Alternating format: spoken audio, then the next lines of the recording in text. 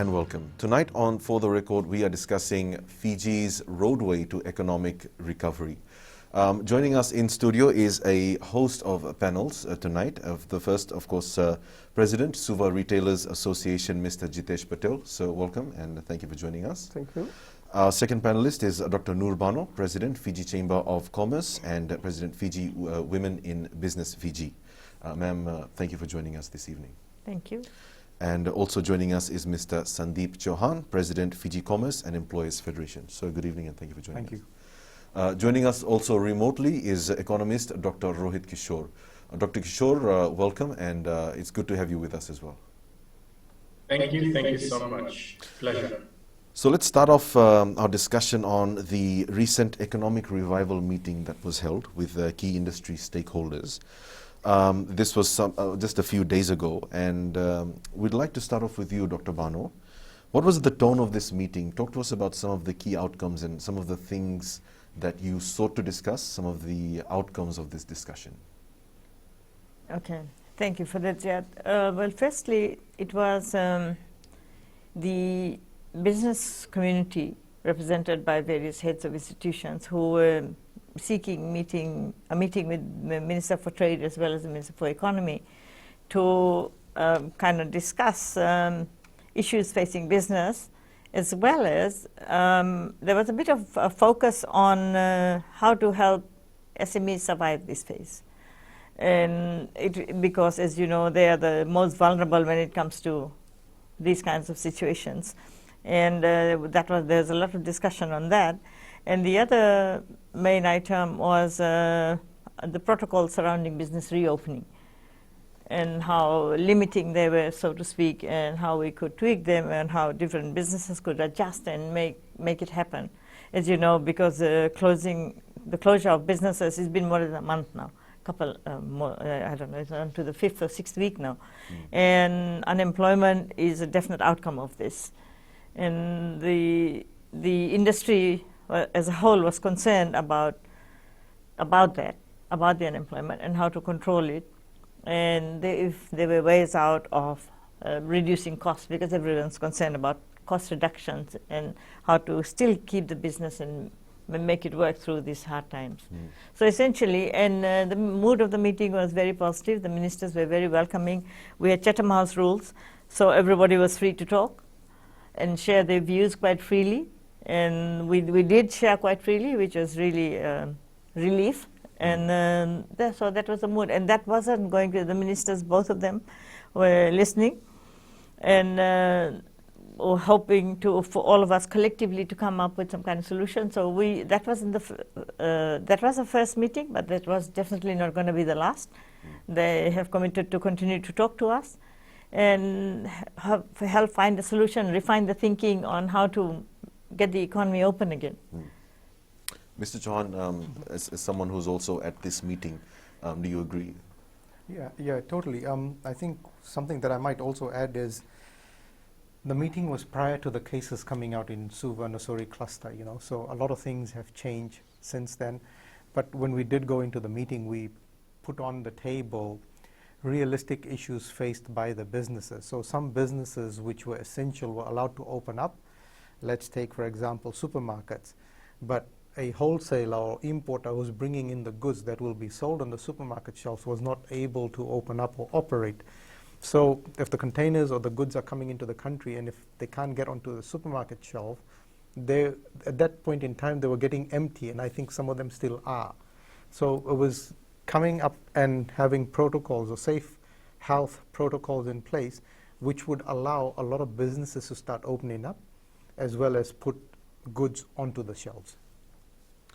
So just carrying on this same area, Dr. Kishore, we'll ask you, although you were not at this meeting, as an economist, as a business owner yourself, what are some of your main concerns when it comes to economic recovery for business owners? And after you, we'll throw the same question to Mr. Patel. Thank you so much for allowing me to share my view.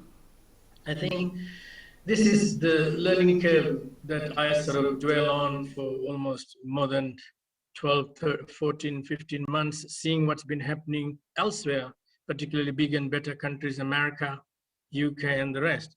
Now, we were on a recovery path, I would say. 2020, we have seen our economy localized, and there's some very good things that we learned about our local economy, which I have taken note of.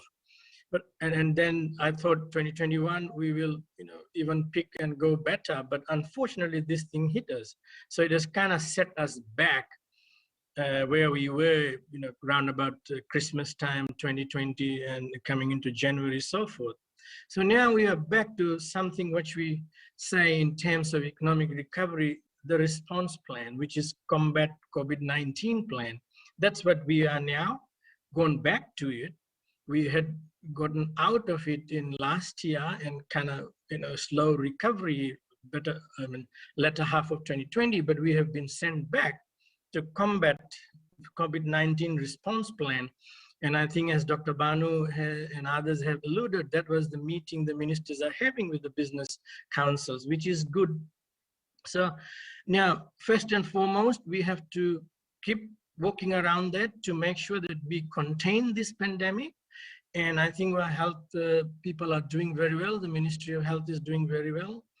I think the Western side, as we can see, read in the news and hear from the Permanent Secretary of Health, that it's a lot better and coming out good. So in essence, and then now we have a problem in the Suvarnasori corridor. So in essence, what I'm saying, yes, business people are on the brinks. Many of them are on the brinks of collapsing. Those who particularly carrying debt and loan finance on their books, they're very, very difficult times. Although as much as we feel for them, but I think we should not rush in. Unfortunately, it's a tough, it may sound. So I think in my view, we should contain this COVID properly through our response plan, which our ministers and the governments are having together with the business people. And then we can move on to something, the next stage of recovery will be rescue plan. So I'm calling it COVID-19 response plan. Currently, that's where we are. And then after this, once we contain this, maybe half of this year or later, second half of this year, then we go on our rescue plan. The rescue plan, I'm seeing that the budget somewhere in the middle will come, and probably that's where our rescue plan should be, and it drives into some sort of rescue to growth, development, and then taking care of big and better things in terms of reducing unemployment and so on and so forth. So that's how I see it. Thank you, Dr. Kishore. So what we'll do is we'll go to a quick break. When we come back, we'll carry on the discussion from where Dr. Kishore left off. Stay with us.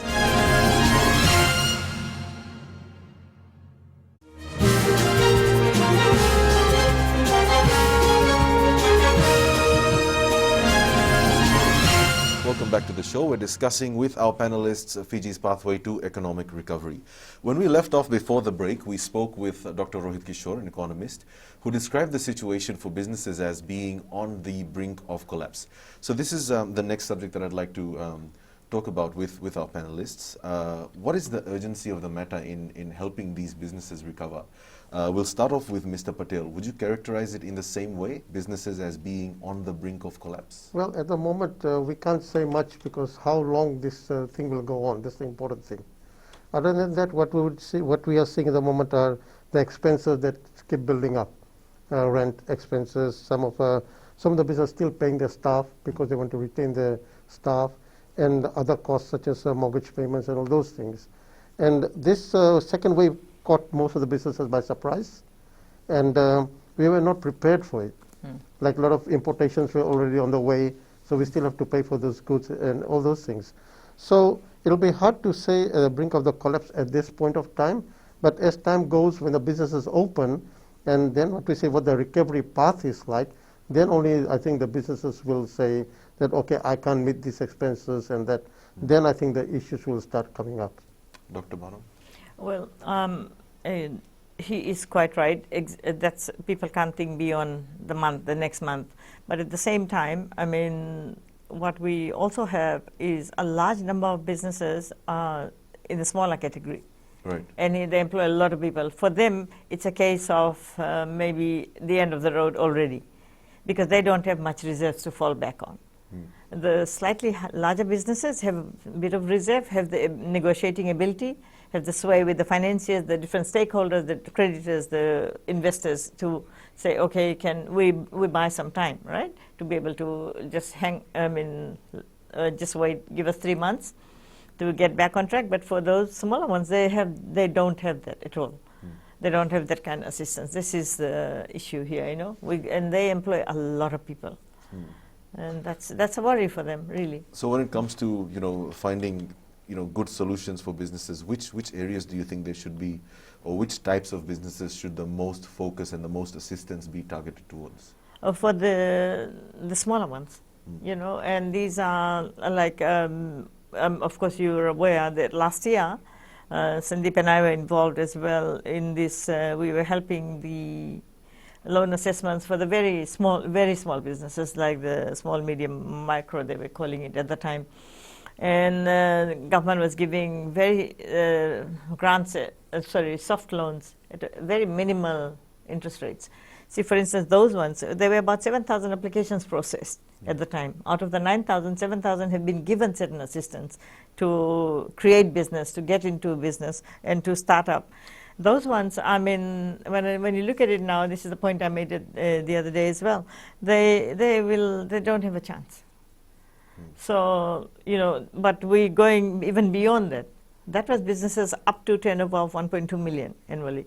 So we're now looking at the next year, up to 5 million, for instance, maybe, who have got a debt load. Like Rohit rightly pointed out, these businesses have certain debt structures, and that has to be negotiated. So it's the next level. And this mid-tier, as I call it, is in real crisis at the moment. They have to quickly think of, and all the stakeholders have to give them a hand to protect employment.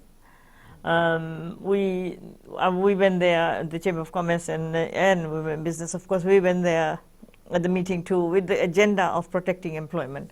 Jitesh has mentioned that too. We all want to keep our people. Nobody wants to let people go. But unfortunately, it'll be an automatic outcome. When you start shaving off your costs, when you start controlling, when you start saying, okay, how much can I keep, how much can I go? Regardless of what you say, there will be reduced pay to these workers as well, the people who work for you. So, yeah, it's kind of a hard one, Ziad, but the SMEs and the medium businesses, rather, when we say SMEs, people tend to think the micro, but I'm not talking about micro. I'm talking about the next tier, the mid-tier, The larger businesses are okay. They have a lot more reserve to fall back onto, and they'll have a lot more support. They have a lot of power to negotiate. But these mid-tier, they don't. Mr. Chauhan. I'd say, echoing the sentiments that have been spoken about, a lot of businesses would struggle right now, and even large businesses, because though they might have the reserves, but if they're not allowed to operate, how long does this carry on? How much longer can they hold off? Because remember, businesses are still paying their people. A lot of businesses we know probably started off 4 weeks ago, and they were rationing because a lot of the employees may have been outside of the containment. So what they might have been doing what they were doing at that time was paying them either 3 days a week or 4 days a week, so that they can prolong that. So most businesses by now would have exhausted the annual leave, the sick leave, and remember, when we're talking about it's all interrelated, because all of these people that we employ, like Jitesh and I were talking, in the street that he has his shop, there's probably a takeaway shop or a shop that provides food. So the employees go there and they eat.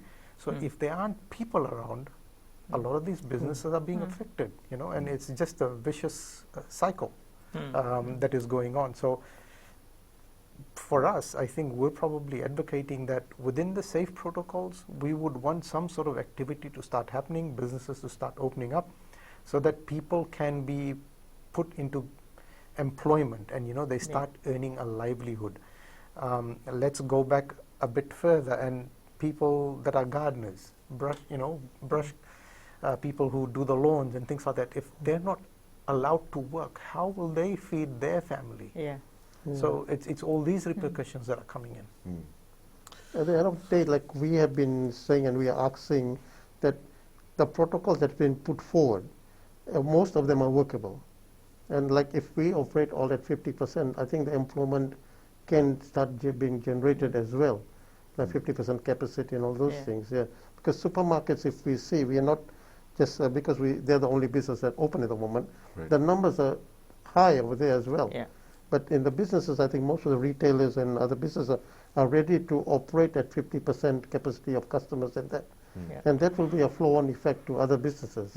Okay. And the good thing, one thing is that I have seen that a lot of small businesses like tailoring people have taken the incentive and started making masks and all those things.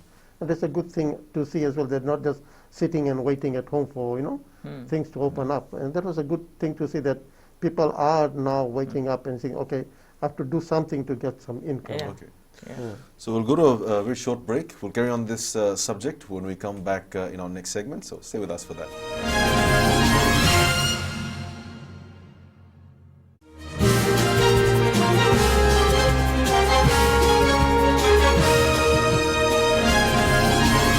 Welcome back. We're also joined remotely by economist Dr. Rohit Kishore. Dr. Kishore, this next question, just on the same note, in the same breath as the discussion where we left off, striking a balance and ensuring that businesses can get back on track and begin to employ their workers again in a safe and a sustainable manner, and striking the right balance. So could you speak on that to us?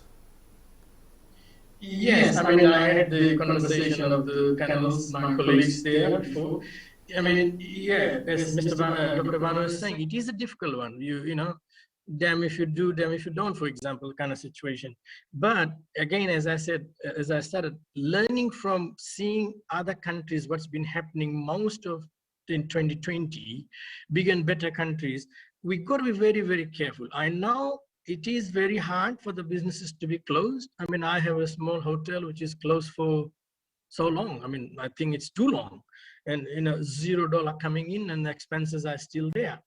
But I think as I said, the learning is there. We have the lessons from other countries.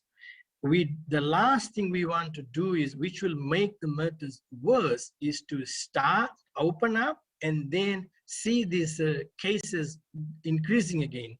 Now, if that happens, like a third wave, if I can say, we want to open, but we also want to avoid the third wave.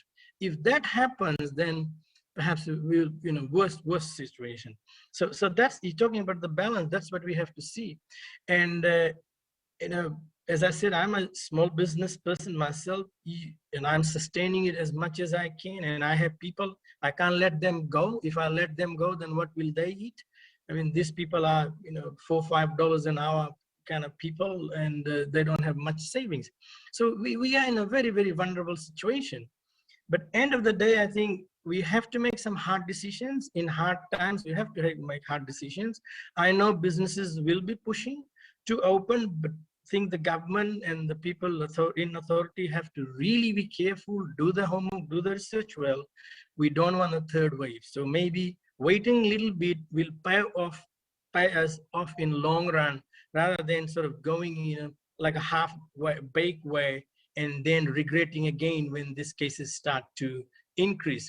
Because we have seen, you see the lockdowns and the curfews we're having, and in the early times, if you're noticing carefully, the moment that we relaxed a week or two a weekend, we saw the cases coming up. And then it becomes very hard for the Ministry of Health to go and bring it down. So we don't want to let it escalate in any way, shape, or form. If that means that we, the businesses and then the society as a whole, have to take a little bit more pain, I would favor that option as opposed to kind of moving in quickly and opening it. Now, having said that, I'm mindful of something, what I think, again, Dr. Banu touched on, small to micro businesses and the RBF soft loan from the government, 7, 14, and 27 million people. It's 27,000. And I know I have assisted a number of people to get these loans, but some of them, unfortunately, are now finished. I mean, they cannot pay these loans because there's another burden come on them. They were okay. use this money to rebuild and refurbish and sort of rebrand themselves. Come this thing again this year has shot them down again. So number of people, very, very hard situation. They have lost their equity, whatever they have had, and now that loan is there, and now the business is no more. So it is not easy. And also what we have together with these small micro enterprises is made up of is made our informal economic sector. Now, informal economic sector is the most difficult, and it's quite a large sector in our economy. And a lot of people are employed there. And unfortunately, these people are not, many of them are not even on FNPF and so on and so forth. And they are the most vulnerable groups right now. And so are the small businesses. Kishore. Yeah. So just the first part of Dr. Kishore's response, where he spoke about allowing these businesses to come back on track too soon, and possibly opening up doors for a third wave or more dire situation. But what about the situation where there's a set of coherent standards and a very stringent plan for these businesses to reopen and then operate safely? I'm guessing that there are a lot of business owners who are willing to come on board with any proposed protocols. Dr. Noor? Yeah, I mean that's what as business representatives we will favor, because we do need. I mean, like Jitin was saying earlier on, we can operate it at a reduced capacity. And we need to get people busy, because it's otherwise what it is unemployment is going to shoot up. And so how do we counter that? And unless you have a special funding program available to protect those jobs, businesses won't be able to sustain it. And therefore people are not employed and they don't have money. So, the trickle-on effect, it just goes on and on and on. So I think with the rigid measures and strict adherence to, businesses are willing to open up in a small way, and you need that activity.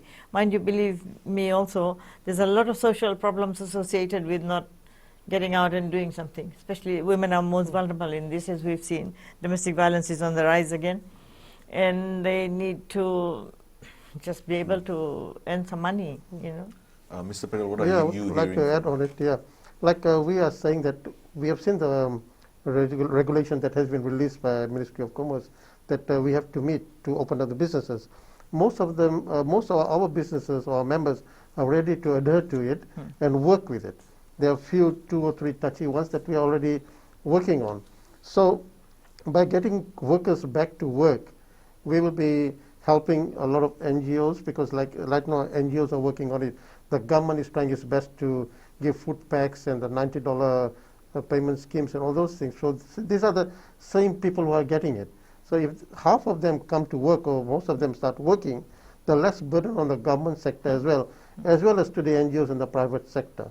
There will be some people who will still be needing help, and I think that can be factored into after the opening up of things here.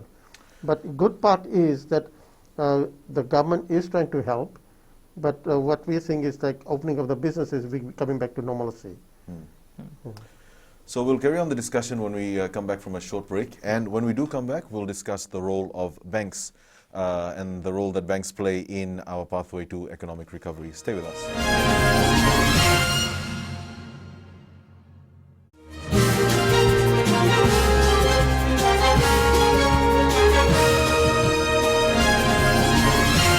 Welcome back. So we're discussing Fiji's pathway to economic recovery, and before we left off, we sort of preempted our discussion on what banks can do to help in this economic recovery. So for the benefit of our viewers, if I can just seek your indulgence and just provide a simple example. So let's say that I have purchased a house on loan from the bank, and in order to help me make those repayments, I have a flat for rent.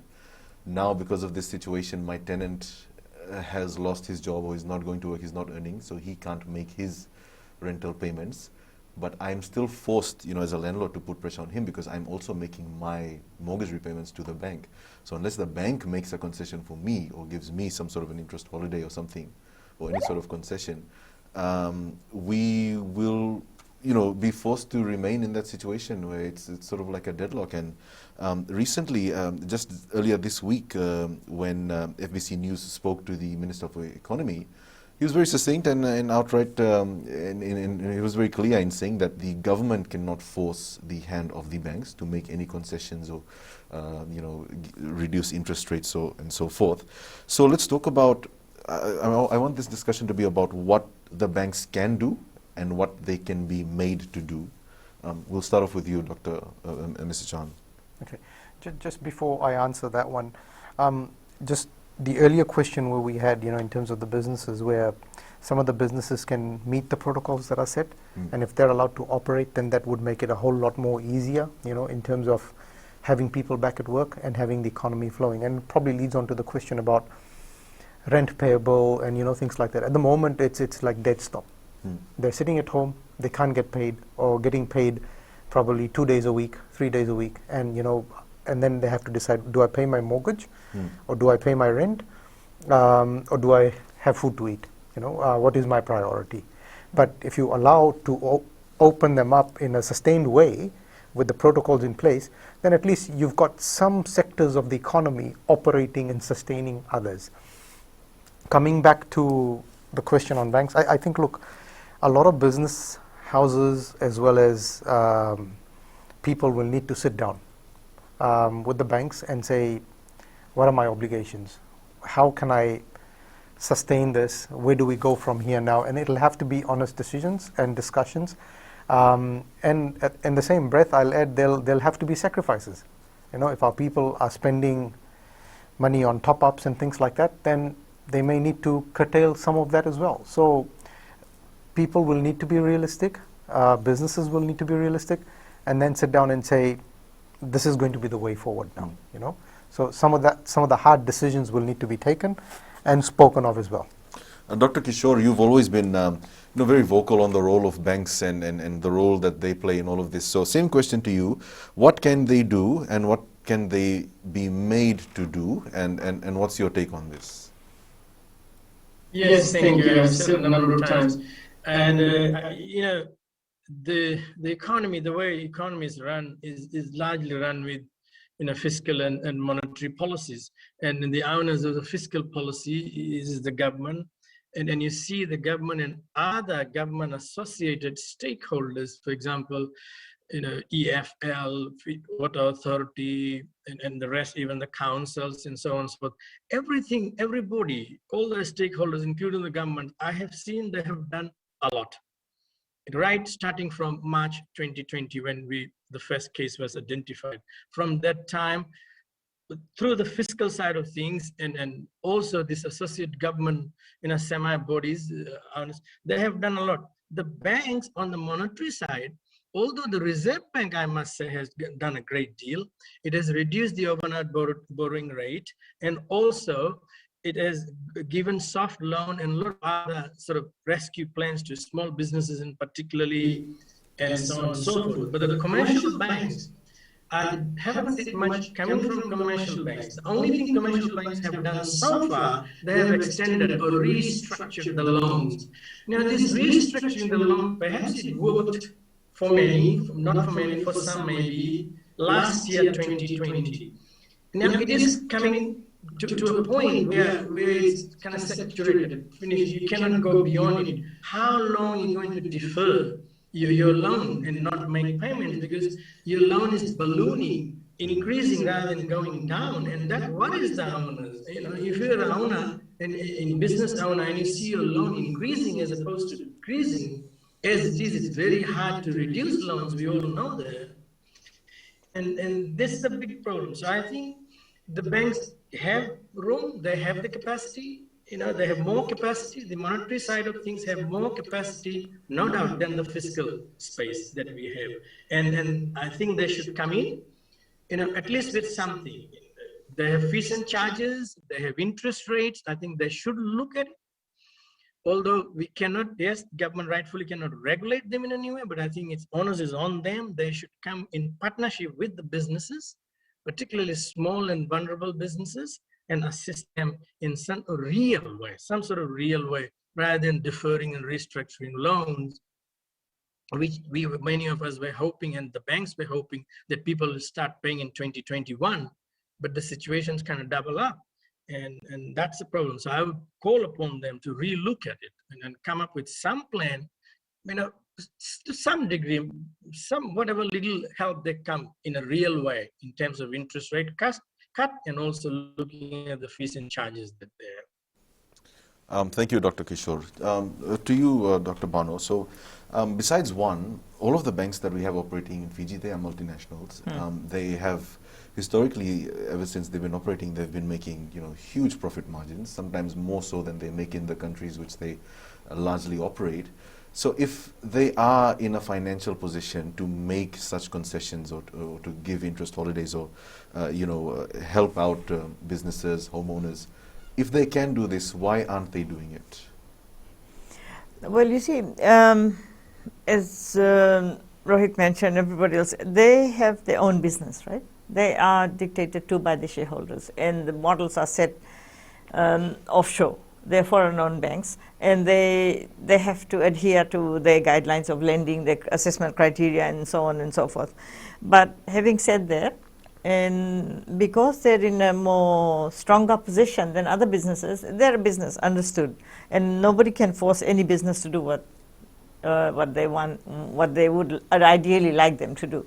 So, but because they play such a central role in the functioning of a business and a profitable functioning of a business, and with the cost of financing high, we do kind of urge them to look at their role in this, and their central role. And I do hope the Association of Banks they are getting together and they are thinking of something and come up with some kind of strategy as to how to reduce the cost of financing. I mean, in the very least, they can take this time out to consider, their moral accountability towards Fijians. Yeah, well, we would ideally would like them to be thinking in that way, and because, as I said, there's such a central role in the business. They are center stage.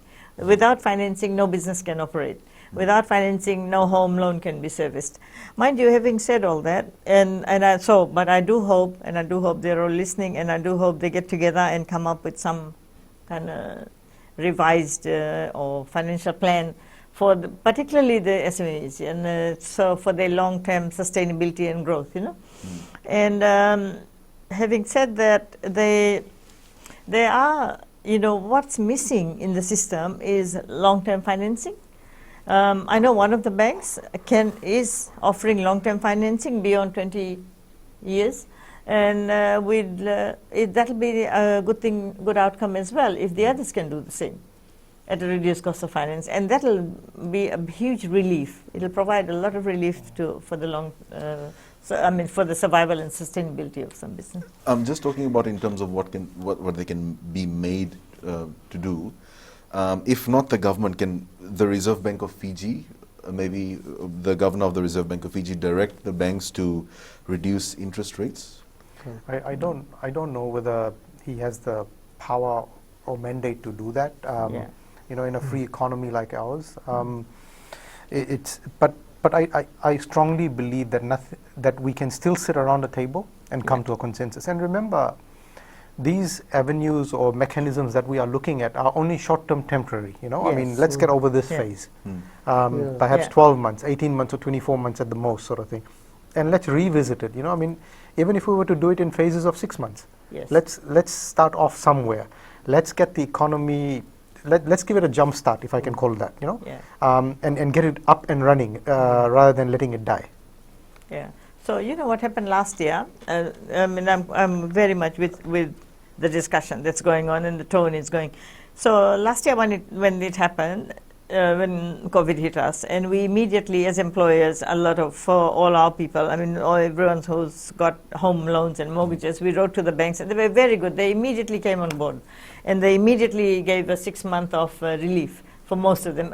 deferred So what they did is gave a 6 month of holiday, but then that 6 months gets added on to your the term of your loan. So we'd like a similar kind of response, but this time with a bit of reduced cost of finance. I mean, and we are asking for the goodwill, as opposed to, I mean, no one can dictate to any business, as I said. You know, even I don't think Reserve Bank can either, and we've never done that, you see. How many years now? I mean, the minister mentioned the other day at our meeting, there's been like, since 15 years ago, nobody's, the role is like, it's a free market, everybody operates their own business according to their own models. But we all are here, and there's a whole lot of supportive communication going on. We all need to support each other, the landlords as well. I mean, last year in the rental payment relief was offered as a deduction, but a lot of landlords didn't pass it on. So, you know, everyone needs to give a bit, and then it'll help everybody. I think it's more like sitting on a round table and discussing things. Yes. Like a lot of banks, I know they are willing to help, but they want people to go to them, and then they will start talking. So if more like how we businesses are seeing is at the moment, if they extend the loan, like if you have a 10-year loan and make it a 15-year loan or something like that, people will have some more money left in their pockets once they start working or thing to spend and revive the economy again. Otherwise, they'll keep paying the loans and the economy will be at the same stage. Okay. So we'll go to a very short break. We'll carry on this subject when we come back in our next segment. So stay with us for that.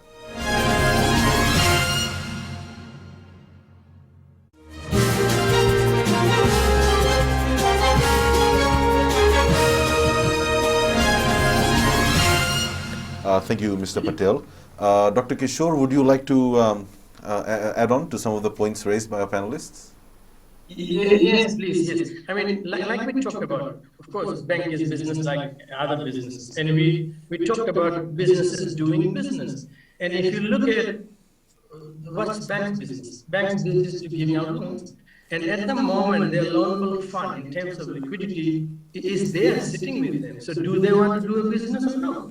And that's another question they have to ask themselves. And the kind of interest rate they're keeping up there, that's why they're not doing businesses. So if they change their model and maybe reduce interest rate and call for more businesses, as hard it is, but some people will go and then take loans so they will do business as well.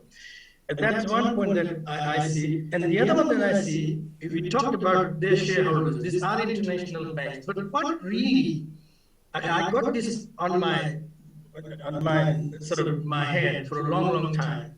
Look at the interest rate structure. These same banks which are operating overseas, the kind of interest rate they are charging in their home countries and other countries, and the kind of interest rate they're charging us. And interest rate is based on what is their risk profiling? How do they see businesses in Fiji more risky rather than New Zealand and Australia? It has kind of straightened out a lot of things, really straighten out a lot of things in terms of ironing out the differences in the country. And the businesses elsewhere are a lot more riskier than in Fiji. So they have to perhaps look at this that way too. And also, the way they restructure their interest rate in terms of rates of returns on businesses. I mean, this interest rate makes the base of the discount rate. If you look at from the valuation point of view, valuing companies and businesses. And if you look at the IRR on the return side, I mean, the margin's always been narrow, even pre-COVID. So there's something surely the banks perhaps have to relook at it and come up with a new model, if I can say that, doing business in Fiji. Thank you, Dr. Kishore, for that. Just coming back to this subject, look, this is an important subject for us to discuss because, we're approaching the end of our show, and I'll ask each of you to sort of conclude with your final thoughts. It's about growing income inequality. If something isn't done soon, and if these if these people, Fijians, aren't given some sort of assistance, you'll have growing income inequality, a decimated middle class. SMEs will suffer, growing unemployment. So what really should be the focus at the moment? So we'll start from you, Mr. Patel. Well, the focus for us at the moment is eliminating the virus as soon as we can. Vaccination is the second step, and also the focus on how we can quickly open up the businesses, get employment back on I don't think so. We can be employment will be at the same level as pre-COVID, but let's get started economy moving. That's I think the most important thing at the moment here. Dr. Mahmood. Yeah, well, we need to, the focus should be vaccinate everybody very quickly. Ministry of Health will be then satisfied, and of course as a country will be satisfied that our population is safe and we can move about and open the business. And then we got to really, really have a targeted and focused approach on saving our SMEs and the middle section. And the banks have a lot to do with this, as Rohit said, and I tend to agree. They need to get together and think of something, and we will be talking to them for sure to say we'll be approaching the Association of Banks in Fiji, say how can they, and we all play our part, like as I said, we all have to play our part. We all are interdependent on each other. Like Jitesh is a supplier to somebody, and he's buying from somebody, so that somebody needs the smaller business feeding off his one. So that one needs to be supported, and he will support them, and the landlord supports the tenant. And so everyone, there's a whole lot of goodwill that has to be out there to get the economy back on track. Mr. Chauhan. Yeah, I think, look, we've all agreed on what needs to be done. It's important businesses start. It's important that we also get the health check right, but I also feel that we want to put it out there and say that we're there to help Ministry of Health as well as other government departments to pave out a way, that will ensure that businesses open up safely. We're understanding where they're coming from and the measures that they need to take for the reasons that they need to take, but at the same point in time, I can't help thinking that it's either killing the society by health or by economic reasons. Both are important. A mind or a part of me would probably say that by economic reasons, you'll have a lot more people dying because one person not earning who's feeding 4 members of his family or 3 members of his family is going to be catastrophic as opposed to, the health consequence sort of thing. So let's all get together. Let's work on our strength. Let's see how we can help open up businesses safely and get the economy back on track. And that is priority for us, I mean, we need to be able to save our local businesses. If we can't save them, we've got bigger problems ahead. We don't have the resources like a lot of the developing countries have where they can pay out unemployment benefits or socio-economic benefits. We don't have that luxury. So we need to be practical about it. And we need, the sooner we start talking about these things and getting a plan in place, the better it will be for us, rather than leaving it too far down the track and then worrying about it later. And just before we wrap up, Dr. Kishore, your final, any concluding remarks from you? Yes, thank you. I agree with my panel members. Most of the things that we have talked about is immediate and a need that we have to do. All that is good, but my mind is I'm casting it between medium to long term. And, as I said, combat, COVID plan, response plan, and then rescue plan, and then grow and develop. See, that's the kind of I look at now. Where to? We know that our key industry, which has been the tourism industry and all the remittance industry, are battered badly. And even going forward, this is now talking medium to long term. We can save businesses, but how can we save businesses if we really don't foundationally get the economy correct? Because that's where everything is going to come. So I think it is going into the mind of the ministers and the government. What do we do? What is our sort of medium long-term plan in terms of resetting our economy, if I can use that? What do we do with our tourism plan? I mean, the tourism industry, in my view, will not be the same even post-COVID. It will be a very different, selective, expensive tourism industry. People will be very selective, and this might go for 5 to 10 years. How does Fiji fit into it? What we have to do, and then also another thing. The second word that I said, diversify my economy away from tourism and remittance, and looking at wider way, and in a big way. I mean, if you look at the agriculture side, where probably we can move in, and I keep on checking these kind of things. You see the top agricultural product in demand is still rice, maize, sugar, fruits. All this we have, But I hope this budget and the next budget, I'm sure the government will come up with a big plan, some sort of public-private partnership, providing the market to grow our agriculture sector in a big way, and that will be for our long and medium to long term. That's what for now. Thank you. Thank you. Thank you very much for joining us, Dr. Kishore, and of course to you, Mr. Patel, Dr. Bano, and Mr. Chauhan. I wish we had more time. So many other things to discuss, and hopefully in the near future we can all join again together to have another discussion like this. But once without again, the mask. you very much. Thank you. Without We the mask. we start with left, the long and medium and long term. Thank you. And we thank you for joining us as well. We hope you enjoy the show. Join us again next week. Have a good evening.